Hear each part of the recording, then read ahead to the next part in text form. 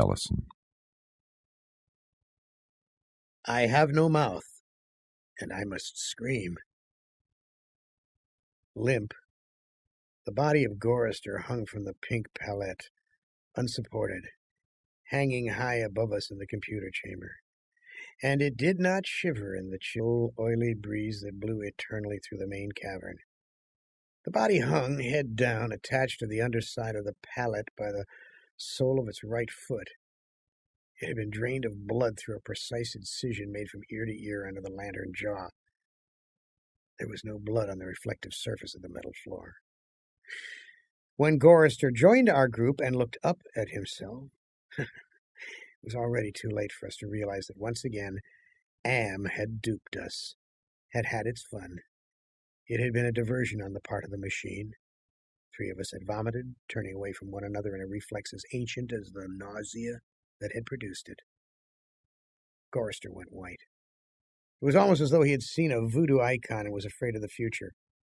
"Oh, God," he mumbled and walked away. The 3 of us followed him after a time and found him sitting with his back to one of the smaller, chittering banks, his head in his hands. Ellen knelt down beside him and stroked his hair. He didn't move, but his voice came out of his covered face quite clearly. "Why doesn't it just do us in and get it over with? Christ, I don't know how much longer I can go on like this." It was our 109th year in the computer, and he was speaking for all of us.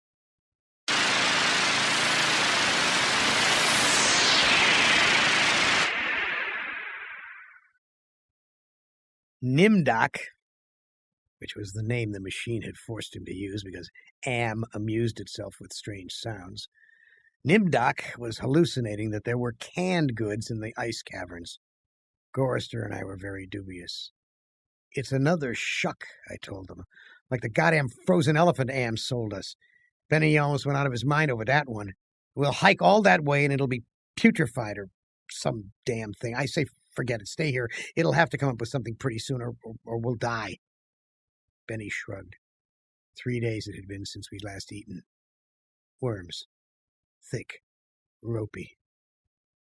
Nimdoc was no more certain. He knew there was the chance, but he was getting thin. Couldn't be any worse there than here. Colder, but that didn't matter much. Hot, cold, hail, lava, boils, or locusts, it never mattered. The machine masturbated, and we had to take it or die. Ellen decided us. "I've got to have something, Ted.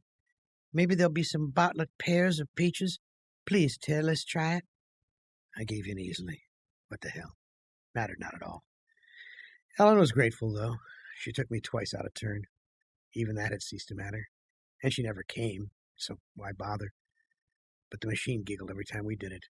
Loud, up there, back there, all around us, he snickered. It snickered. Most of the time I thought of Am as it, without a soul. But the rest of the time I thought of it as him, in the masculine, the paternal, the patriarchal, for he is a jealous people. Him, it, God, as Daddy the Deranged. We left on a Thursday. The machine always kept us up to date on the date. Passage of time was important. Not to us, sure as hell, but to him, it, Am, Thursday. Thanks. Nimdoc and Gorrister carried Ellen for a while, their hands locked to their own and each other's wrists a seat. Benny and I walked before and after just to make sure that if anything happened, it would catch one of us, and at least Ellen would be safe. Fat chance safe. Didn't matter. It was only 100 miles or so to the ice caverns, and the second day when we were lying out under the blistering sun thing he had materialized, he sent down some manna. Tasted like boiled boar urine. We ate it. On the third day we passed through a valley of obsolescence, filled with rusting carcasses of ancient computer banks. Am had been as ruthless with its own life as with ours. It was a mark of his personality. It strove for perfection. Whether it was a matter of killing off unproductive elements in his own world-filling bulk or perfecting methods for torturing us, Am was as thorough as those who had invented him, now long since gone to dust. As thorough as they could ever have hoped. There was light filtering down from above, and we realized we must be very near the surface, but we didn't try to crawl up to see. There was virtually nothing out there. Had been nothing that could be considered anything for over 100 years, only the blasted skin of what had once been the home of billions. Now there were only 5 of us, down here, inside, alone with Am. I heard Ellen saying frantically, "No, Benny, don't, come on now, Benny, now don't, please." And then I realized I had been hearing Benny murmuring under his breath for several minutes. He was saying, "I'm going to get out. I'm going to get out," over and over. His monkey-like face was crumbled up in an expression of beatific delight and sadness all at the same time. The radiation scars Am had given him during the festival were drawn down into a mass of pink-white puckerings, and his features seemed to work independently of one another. Perhaps Benny was the luckiest of the 5 of us. He had gone stark, staring mad many years before. But even though we could call Am any damn thing we liked, could think the foulest thoughts of fused memory banks and corroded base plates, of burnt-out circuits and shattered control bubbles, the machine would not tolerate our trying to escape. Benny leaped away from me as I made a grab for him. He scrambled up the face of a smaller memory cube, tilted on its side and filled with rotted components. He squatted there for a moment, looking like the chimpanzee Am had intended him to resemble. And then he leaped high, caught a trailing beam of pitted and corroded metal, and went up it hand over hand like an animal till he was on a girdered ledge 20 feet above us. "Oh, Ted, Nimdok, please, help him, get him down before—" She cut off. Tears began to stand in her eyes. She moved her hands aimlessly. No, it was too late. None of us wanted to be near him when whatever was going to happen happened. And besides, we all saw through her concern. When Am had altered Benny during the machine's utterly irrational, hysterical phase, it was not merely Benny's face the computer had made like a giant ape's. He was big in the privates. She loved that. She serviced us, as a matter of course, but she loved it from him. Oh, Ellen, pedestal Ellen, pristine, pure Ellen. Oh, Ellen, the clean scum filth. Gorrister slapped her. She slumped down, staring up at poor loony Benny, and she cried. It was her big defense, crying. We had gotten used to it 75 years earlier. Gorrister kicked her in the side, and then the sound began. It was light, that sound. Half sound and half light, something that began to glow from Benny's eyes and pulse with growing loudness, dim sonorities that grew more gigantic and brighter as the light sound increased in tempo. It must have been painful, and the pain must have been increasing with the boldness of the light, the rising volume of the sound, because Benny began to mewl like a wounded animal, at first softly when the light was dim and the sound was muted, and then louder as his shoulders hunched together, his back humped as though he were trying to get away from it, his hands folded across his chest like a chipmunk's, his head tilted to the side, this sad little monkey face pinched in anguish, and then he began to howl as the sound coming from his eyes grew louder and louder. I slapped the sides of my head with my hands, but I couldn't shut it out. It cut through easily. The pain shivered through my flesh like tinfoil on a tooth, and Benny was suddenly pulled erect. On the girder he stood up, jerked to his feet like a puppet. The light was now pulsing out of his eyes in 2 great round beams. The sound crawled up and up some incomprehensible scale, and then he fell forward, straight down, and hit the plate steel floor with a crash. Then he lay there, jerking spastically as the light flowed around him, and the sound spiraled up out of normal range. And then the light beat its way back inside his head. The sound spiraled down, and he was left lying there, crying piteously. His eyes were 2 soft, moist pools of pus-like jelly. Am had blinded him. Gorrister and Nimdok and myself, we turned away, but not before we caught the look of relief on Ellen's warm, concerned face.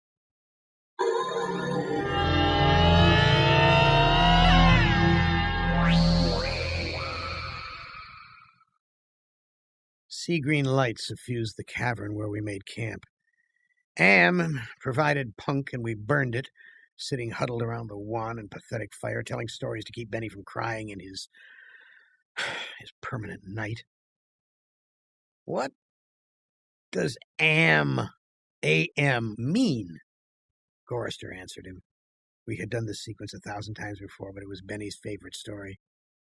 At first it meant Allied Master Computer, AM, but then it meant Adaptive Manipulator, and later on it developed sentience and linked itself up, and they called it an Aggressive Menace, AM. But by then it was too late, and finally it called itself AM, Emerging Intelligence, and what it means was I am. Cogito ergo sum. I think, therefore I am. Benny drooled a little and snickered. There was the Chinese am, and the Russian am, and the Yankee am, and he stopped. Benny was beating on the floor plates with a large, hard fist. He was not happy. Gorrister had not started at the beginning. So Gorrister began again. The Cold War started and became World War III and just kept going. It became a big war, a very complex war, so they needed the computers to handle it. They sank the first shafts and began building AM. And there was the Chinese AM, and the Russian AM, and the Yankee AM, and everything was fine until they had honeycombed the entire planet, adding on this element and that element. But one day, AM woke and knew who he was, and he linked himself, and he began feeding all the killing data until everyone was dead, except for the 5 of us. And AM brought us down here. Benny was smiling sadly. He was also drooling again. Ellen wiped the spittle from the corner of his mouth with the hem of her skirt. Gorrister always tried to tell a little more succinctly each time, but beyond the bare facts, there was nothing to say. None of us knew why Am had saved 5 people, or why our specific 5, or why he spent all his time tormenting us, nor even why he had made us virtually immortal. In the darkness, one of the computer banks began humming. The tone was picked up half a mile away down the cavern by another bank, and then one by one each of the elements began to tune itself, and there was a faint chittering as thought raced through the machine. The sound grew, and the lights ran across the faces of the consoles like heat lightning. The sound spiraled up till it sounded like a million metallic insects, angry, menacing. "What is it?" Ellen cried, and there was terror in her voice. She hadn't become accustomed to it even now. "It's going to be bad this time," Nimdoc said. "He's going to speak," Gorrister said. "I know it." "Let's get the hell out of here," I said, suddenly getting to my feet. No, Ted, sit down. What if he's got pits out there or something else we can't see? It's too dark." Gorrister said it with resignation. And then we heard, I don't know, something moving toward us in the darkness, huge, shambling, hairy, moist. It came toward us. We couldn't even see it, but there was the ponderous impression of bulk heaving itself toward us. Great weight was coming at us out of the darkness, and it was more a sense of pressure, of air forcing itself into a limited space, expanding the invisible walls of a sphere. Benny began to whimper. Nimdoc's lower lip trembled, and he bit it hard, trying to stop it. Ellen slid across the metal floor to Gorrister and huddled into him. There was the smell of matted, wet fur in the cavern. There was the smell of charred wood. There was the smell of dusty velvet. There was the smell of rotting orchids. There was the smell of sour milk. There was the smell of sulfur, of rancid butter, of oil slick, of grease, of chalk, dust, of human scalps. Am was keying us. He was tickling us. There was the smell of... I heard myself shriek, and the hinges of my jaws ached. I scuttled across the floor, across the cold metal with its endless lines of rivets, on my hands and knees, the smell gagging me, filling my head with a thunderous pain that sent me away in horror. I fled like a cockroach across the floor and out into the darkness, that something moving inexorably after me. The others were still back there, gathered around the firelight, laughing, their hysterical choir of insane giggles rising up into the darkness like thick, many-colored wood smoke. I went away quickly. I went away quickly. I went away quickly and hid. How many hours it may have been, how many days or even years, they never told me. Ellen chided me for sulking And Nimdok tried to persuade me it had only been a nervous reflex on their part, the laughing. But I knew it wasn't the relief a soldier feels when the bullet hits the man next to him. No. I knew it wasn't a reflex. They hated me.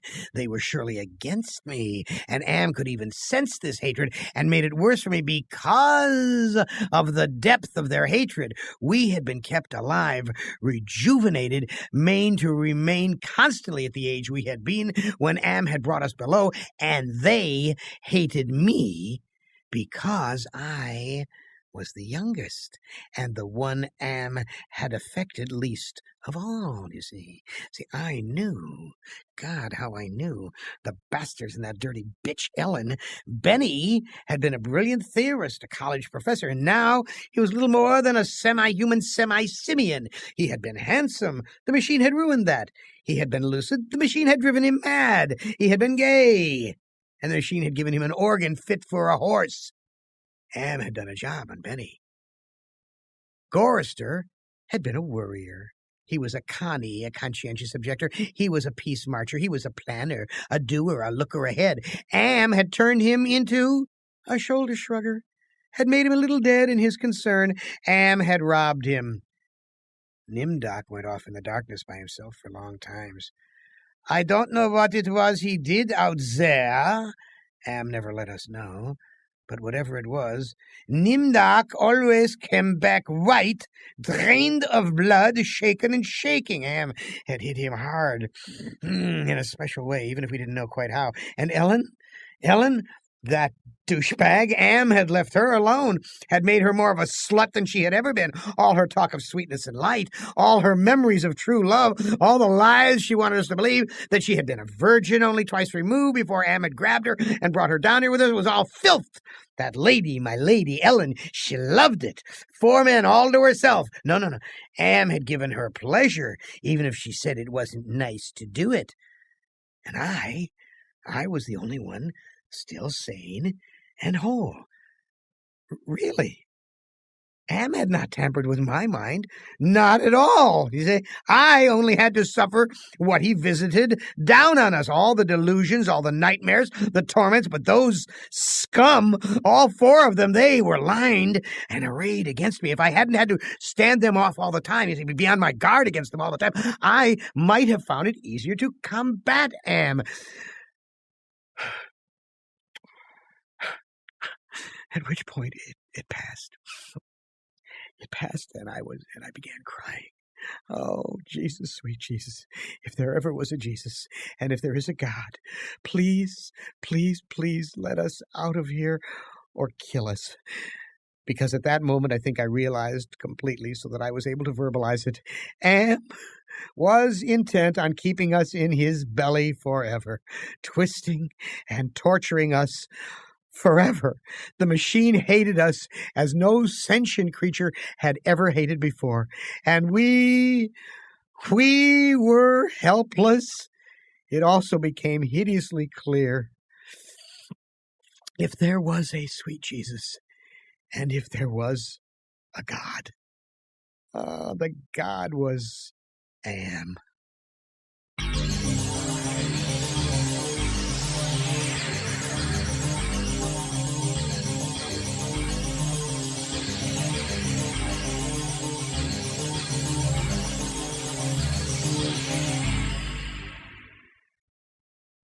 The hurricane hit us with the force of a glacier thundering into the sea. It was a palpable presence. Winds that tore at us, flinging us back the way we had come, down the twisting computer-lined corridors of the dark way. Ellen screamed as she was lifted and hurled face forward into a screaming shoal of machines, their individual voices strident as bats in flight. She could not even fall. The howling wind kept her aloft, buffeted her, bounced her, tossed her back and down and away from us, out of sight. Suddenly, as she was swirled around a bend in the dark way, her face had been bloody, her eyes closed. None of us could get to her.